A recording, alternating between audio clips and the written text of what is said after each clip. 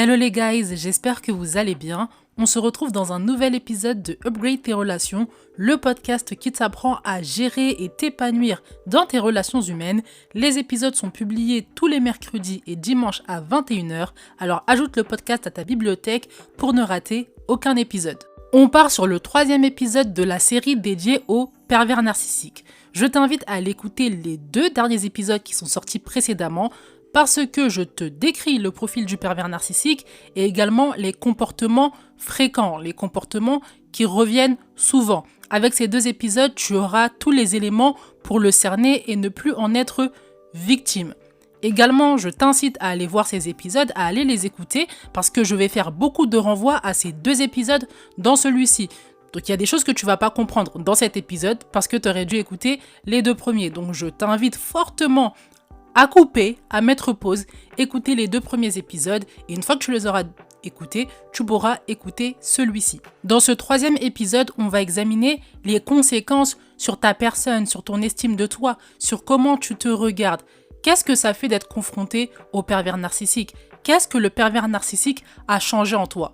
C'est un épisode qui va te faire mal si tu es sous l'emprise du pervers narcissique aujourd'hui, mais je te demande du courage. Considère cet épisode comme un bilan de la situation dans laquelle tu es, un bilan émotionnel également. Si tu es sous l'emprise du pervers narcissique, évidemment l'épisode est pour toi. Si tu n'es pas sous l'emprise du pervers narcissique, mais tu veux absolument avoir les clés pour ne pas tomber sur le pervers narcissique dans ta vie, ne pas être une victime, l'épisode est pour toi aussi. Prends de quoi noter et installe-toi dans un lieu calme. Une fois que c'est fait, on peut commencer. La première conséquence, c'est que tu crois que sans le pervers narcissique, tu n'es rien. Le pervers narcissique a réussi à te faire croire que lui et toi, vous êtes siamois. Vous connaissez les enfants siamois, les enfants qui sont nés collés et qu'on ne peut pas détacher. Si on les coupe, les 2 meurent. Bien, c'est clairement l'image que le pervers narcissique a réussi à ancrer en toi. La philosophie qu'il veut t'inculquer, c'est que l'un sans l'autre, vous n'êtes rien, vous ne valez rien. Or, vous venez de 2 familles différentes, vous n'êtes pas siamois, vous êtes indépendants. Mais avec le pervers narcissique, cette pensée de l'indépendance, tu l'as perdue. Comment elle se manifeste cette pensée selon laquelle tu n'es rien sans le pervers narcissique? La première manifestation, c'est que la vision que le pervers narcissique a de toi en te dégradant, en te dévalorisant, tu l'as empruntée pour toi-même. Donc au lieu de réfléchir avec ton propre cerveau, c'est son cerveau à lui qui réfléchit à ta place. En fait, tu réfléchis plus. Ce que lui, il dit, c'est vrai. Parce que figure d'autorité, parce que tu es tout le temps avec lui, il a réussi à t'isoler et donc forcément, tu ne réfléchis plus, tu es tout le temps avec lui. Et quand 2 personnes restent ensemble, sont souvent ensemble, elles finissent par emprunter le même schéma de pensée. C'est logique. Au-delà de ça, réfléchir, ça te fait même mal à la tête. Parce que toute la situation que tu vis, tout ce que tu vis avec le pervers narcissique, c'est tellement lourd émotionnellement, mentalement, que juste y réfléchir, ça va te fatiguer encore plus. Et quand tu es dans une situation comme ça, le réflexe que tu as, c'est juste d'éviter, de ne pas y penser, faire comme si ça n'existait pas. Donc effectivement, il réfléchit à ta place. La deuxième manifestation, c'est que tu n'arrives pas à penser à l'après-pervers narcissique. C'est inenvisageable pour toi de le quitter, du moins très difficile, parce que tu te dis, si je me retrouve seule, par où je vais commencer en fait pour aller mieux? Par où je vais commencer pour vivre? Tu ne réfléchis plus. Tu es peut-être isolé de ta famille, de tes amis. Tu n'as peut-être plus de travail. Tu n'as plus d'activité. Donc tu as perdu toute indépendance. Si on te quitte, comment tu fais? Tu as perdu ton indépendance. Tu es dépendante aujourd'hui. Et donc cette idée-là selon laquelle s'il part, tu n'es plus rien, c'est exactement ça en fait. C'est ok, après. Le après, en fait. Tu as peut-être envisagé le après. Tu t'es dit, ok, je peux peut-être le quitter. Mais ça va être trop dur. Mieux vaut supporter sa présence. Ce que tu dois comprendre, c'est que ces pensées sont du nivellement vers le bas. Tu penses que le perdre, c'est une perte. Or, c'est un gain. C'est un gain en temps. C'est un gain en sainteté d'environnement. C'est un gain en joie. Tu vas récupérer les choses, en fait. Mais te dire que s'il part, c'est une perte, ce n'est pas une perte, c'est une perte à l'œil nu comme ça. Mais si tu regardes long terme, si tu vois ce que tu vas pouvoir récupérer, ce que tu vas pouvoir devenir sans lui, tu peux que te dire que la solution, c'est de le quitter, c'est de ne plus être avec. Sans lui, ce sera pas pire, ce sera mieux. Et c'est cette pensée que tu dois inscrire à l'esprit. Dans tous les cas, c'est une arme qu'on verra dans le dernier épisode de cette série. Mais pour le moment, ce que tu dois retenir, c'est que la première conséquence d'être une victime de pervers narcissique, c'est croire que sans lui, on n'est rien. La deuxième conséquence d'être victime du pervers narcissique, c'est le doute permanent que tu as. Tu doutes constamment. Tu doutes de quoi? Tu doutes de tes qualités, tu doutes de tes forces, tu doutes même de tes réussites. On reprend l'image du microscope avec le pervers narcissique. Il zoome x10, x100, x1000 s'il peut sur tes défauts. Donc forcément, tu ne vois pas tes qualités. Tu réfléchis avec son cerveau, souviens-toi, tu ne vois plus tes qualités. Tu vois tes défauts grossissant tous les jours. C'est ce qu'on te répète, c'est ce qu'on te dit, c'est ce qu'on te rabâche à longueur de journée. Comment tu peux voir tes défauts? Comment tu peux apprécier tes qualités? Comment tu peux apprécier tes réussites? La confiance en toi est liée à ce que tu peux accomplir, ce que tu as déjà accompli et à tes forces. Tu sais que tu peux réussir cet entretien d'embauche parce que précédemment, tu l'as déjà fait. Tu sais également que tu as des compétences professionnelles propres à ce poste. Tu sais que tu vas réussir cette formation parce que les anciennes, tu les as réussies. Tu as la discipline de travail. Tu sais que tu vas t'en sortir, même si tu as des problèmes d'argent, parce que dans le passé, tu t'en es toujours sorti. Et pourtant, le pervers narcissique a réussi à insérer le doute en toi. Résultat, tu te poses incessamment des questions sur ce que tu veux entreprendre. Tu remets en question tes qualités, tes forces. Tu remets en question la valeur de tes réussites et ça te consume. Douter, c'est énergivore. Se poser des questions incessamment, ne jamais avoir la paix, c'est énergivore. Se dévaloriser, c'est énergivore. C'est pour ça que les personnes qui se dévalorisent, qui se rabaissent à chaque fois, elles n'arrivent pas à accomplir des gros projets, elles n'arrivent pas à être concentrées sur un objectif. Parce que l'énergie qu'elles devraient utiliser pour ces objectifs, pour ces plans, l'énergie est utilisée plutôt pour douter, pour les questions intérieures. Ce que tu fais de bien, les choses sur lesquelles tu pouvais t'accrocher, le pervers narcissique les a détruits. Résultat, tu as perdu ta confiance en toi. Tu doutes de toi, tu doutes de tes qualités, tu doutes de tes forces. Tu penses même que tu n'as aucune qualité. Tu penses que tout ce que tu as accompli dans le passé n'existe pas. Tu minimises constamment. Or, ça a de la valeur. Or, tes forces ont de la valeur. Tout humain a des qualités. Tu peux pas venir me voir et me dire « je n'ai pas de qualité ». Ce n'est pas vrai, je vais mal te regarder déjà. Je vais te dire, mais qu'est-ce qu'on me raconte là? C'est faux. Tu ne pourras jamais me faire avaler cette affirmation. Et pourtant, le pervers narcissique a réussi. Et résultat, tu es victime du manque de confiance en toi. La troisième conséquence d'être victime du pervers narcissique, c'est que tu vis dans le regard des autres. Dans l'épisode précédent, j'ai dit qu'un des comportements incontournables du pervers narcissique, c'était la comparaison. La comparaison toujours pour te dévaloriser. Il te compare à son modèle idéal, il te compare à ses anciens amis, à ses ex par exemple si vous êtes en couple, il te compare à des personnes qui sont dans votre entourage et qu'il estime meilleures que toi. On reprend ce que j'ai dit tout à l'heure par rapport au cerveau, tu réfléchis avec le cerveau du pervers narcissique. Le pervers narcissique réfléchit à ta place. Tu te vois aussi comme le pervers narcissique.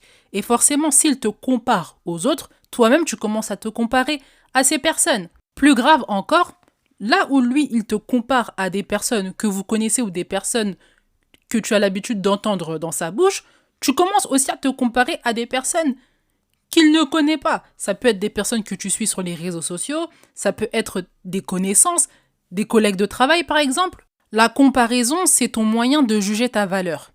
À tes yeux, si tu n'es pas comme tel, si tu n'as pas fait ça, si tu n'as pas réussi ceci, si tu n'as pas cette identité, si tu n'as pas ce caractère, tu n'es rien. Ta valeur, elle repose sur ce que les autres sont et tu compares comme ça. Continuellement, tu compares, mais tu ne te retrouves pas.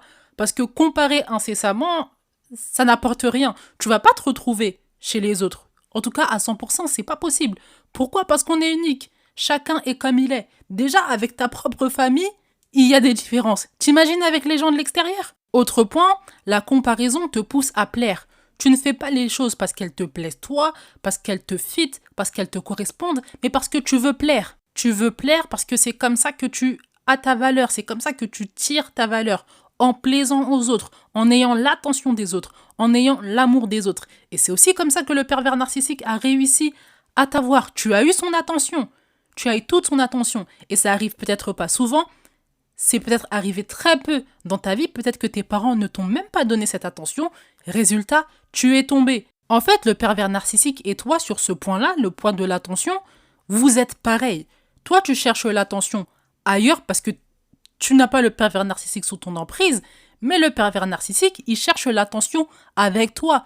Il t'a sous ton emprise. Donc en fait, il a l'attention quotidienne. Il a réussi ce qu'il veut. C'est ainsi que vivre dans le regard des autres, prendre pour modèle les autres, attendre leur validation, c'est un moyen de chercher de l'attention. C'est un moyen d'avoir de l'attention. Et cette pensée, si elle est extrême, se manifeste dans chaque domaine de ta vie. Tu veux coller à la référence du milieu dans lequel tu es. Tu as une crainte immense d'être différente, d'être unique, d'être authentique. Au travail, tu trouves une référence. En amitié, tu trouves une référence. À l'église, tu trouves une référence. Et tu as tes références comme ça. C'est différent d'avoir des mentors.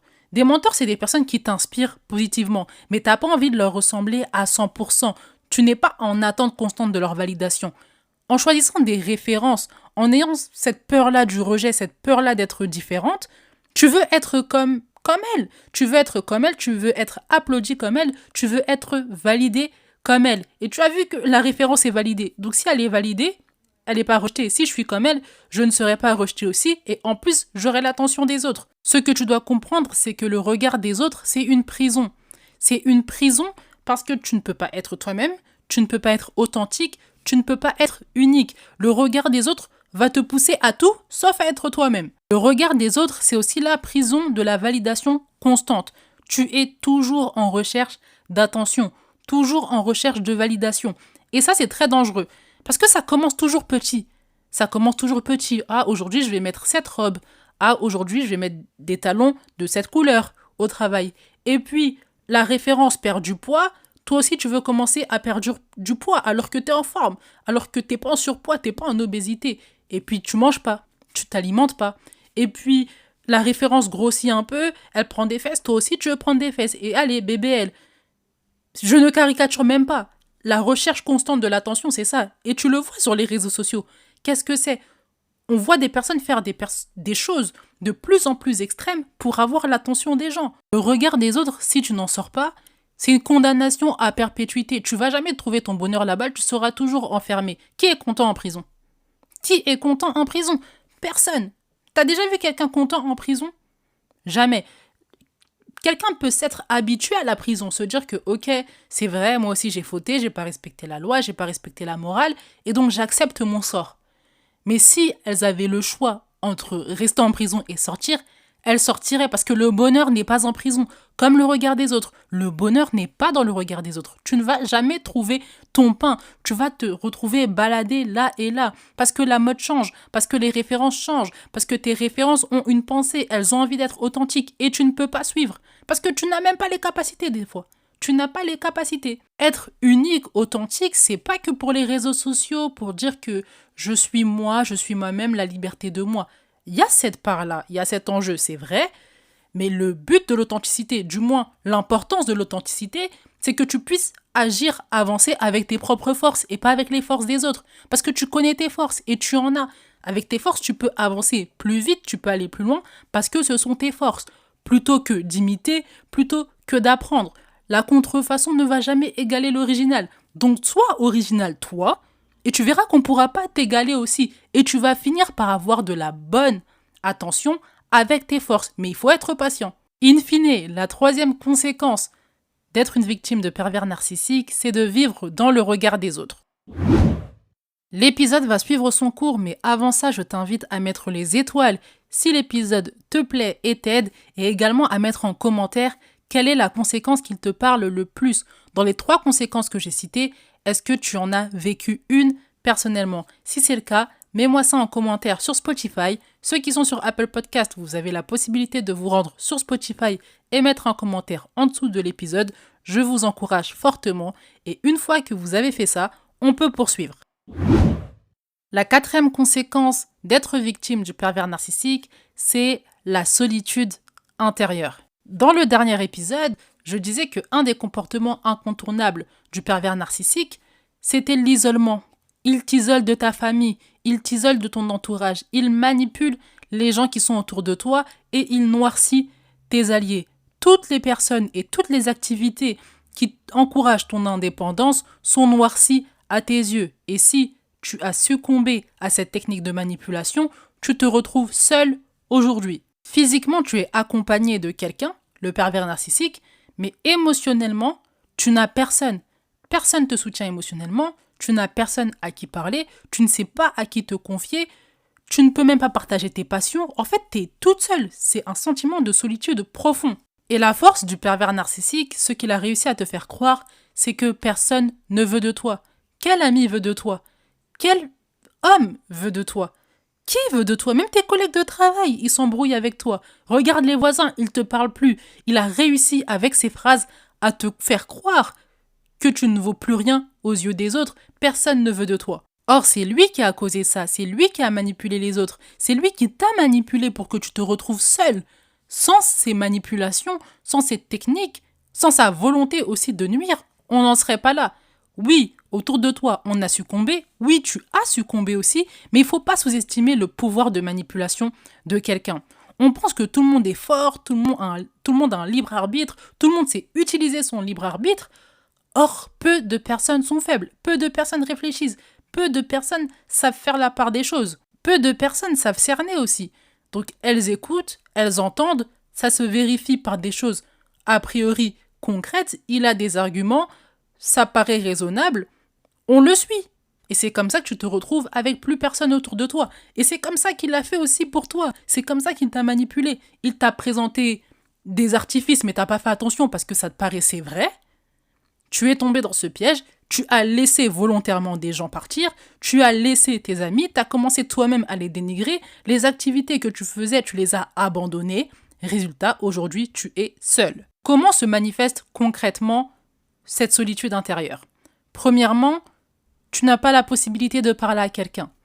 Tu gardes tout en toi, tu doutes beaucoup, tu te poses beaucoup de questions, ça t'arrive parfois de ruminer la situation, ça te prend beaucoup d'énergie. Troisièmement, tu es beaucoup dans ta tête.